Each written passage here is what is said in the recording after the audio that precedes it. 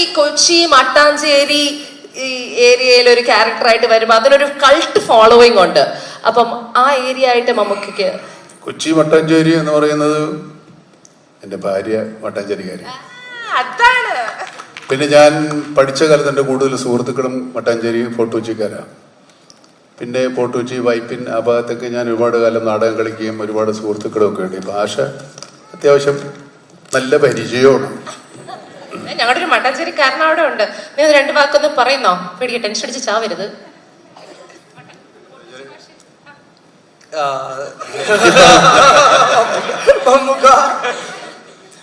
മമ്മൂക്ക പൊളിയാണ്.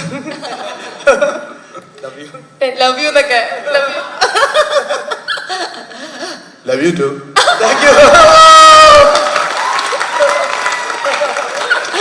മതിയില്ലേ ഡാട്ടു? ഒരേ കണ്ടന്റായോ? എന്നാ നമുക്ക് നിർത്താം.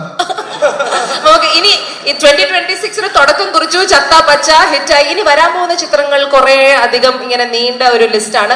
അതിൽ പേട്രിയറ്റ് ഞങ്ങൾ വളരെ ആകാംക്ഷയോടെ കാത്തിരിക്കുകയാണ്. അതിൽ ഇഷാനും എവിടെ? ഇഷാനും എവിടെ? അതിന്റെ പുറകെ എവിടെയോ ഭയങ്കര ബിസി ആക്ടറല്ലേ, കുറെ പടത്തിലായിപ്പം. അല്ല, സെറീനും ഉണ്ട്. അപ്പം അതിന്റെ ഞങ്ങൾ എന്ത് പ്രതീക്ഷിക്കാം ഈ സിനിമകളിലൊക്കെ? എങ്ങനത്തെ മമ്മൂക്കയാണ് ഇനി വരാൻ പോകുന്നത്? വോൾട്ടറിനെ കണ്ടു, ഏത് മുഖമായിരിക്കും? കുറെ മുഖം. എന്തും ചെയ്യും, അന്തം വിട്ടാൽ എന്തും ചെയ്യും. എന്തായാലും നമ്മുടെ വോൾട്ടറിനെ ഈ ഒരു ചിത്രത്തിൽ കിട്ടിയത്, അത് മമ്മൂക്ക ആ കഥാപാത്രം അഭിനയിക്കാൻ കിട്ടിയത് നമ്മുടെ ഒരു ഭാഗ്യം തന്നെയാണ്. നല്ലൊരു കൈയ്യടി കൊടുക്കാം to the entire team of Chatta Pachala. റോസമ്മേ, അവസാനം വല്ല വാക്ക് പറയാനോ? നീ ആണല്ലോ ഇന്നത്തെ താരം. ലാസ്റ്റ്